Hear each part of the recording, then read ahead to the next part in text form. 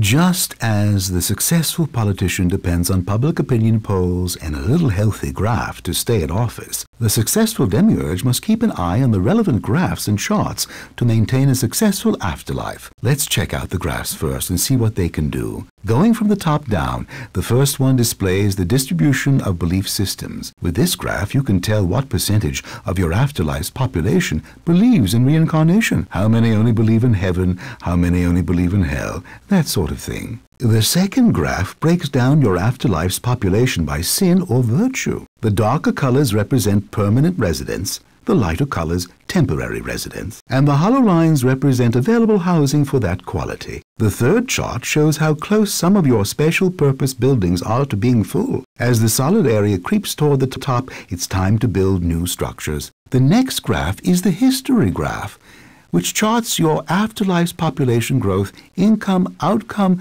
and other variables over time. Are you done yet? Not quite. The fourth chart shows the composition of your workforce. Remember, homegrown angels and demons are cheaper than imported ones, and resident workers are cheaper than commuting ones. So keep an eye on those training centers and topias. That pretty much wraps up the graphs. I think maps are nicer. They're more organic. I gather that you wish to take over the discussion at this point. Don't you want to share? That's not exactly in my nature. Consider yourself free to ramble on. Okay. Anyway, let's shift into the map view by either clicking on the window menu or using the icon on your remote control. Personally, I like the cute little pictures, so we'll just click there. And here's our map view. The map view can show you a top-down view of either heaven or hell, and you can flip between the two with the harp and the pitchfork buttons. See? Heaven, hell. Heaven, hell. Heaven, hell. Rabbit season, duck season, fire! Oh, sorry, where was I? Oh yeah, the map view. As you can see, there's a whole bunch of buttons here, all of which can be kinda useful. This one, for example, shows how many temporary and permanent soul residents you've got in your fate structures, which can be very useful when you're trying to balance your fate structure's resources.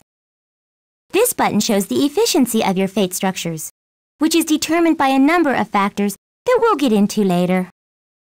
This next button shows the good and bad vibes that are hovering over your buildings. Vibes can affect the efficiency of your fate structures, so it's a good idea to keep track of them. Some buildings, like topias and gates, emit very strong vibes, so be careful where you put them. And remember, in hell, bad vibes are good.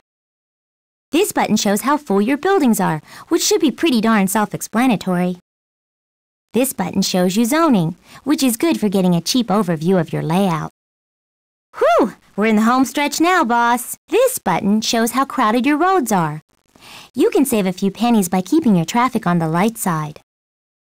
This is the karma button, and it'll show you a diagram of your karma stations, karma track, and karma portals. And this last button, yippee! Shows which structures are carrying an empowering ad infinitum charge, which is vital in making your fate structures evolve. And whew! That's all there is to the maps.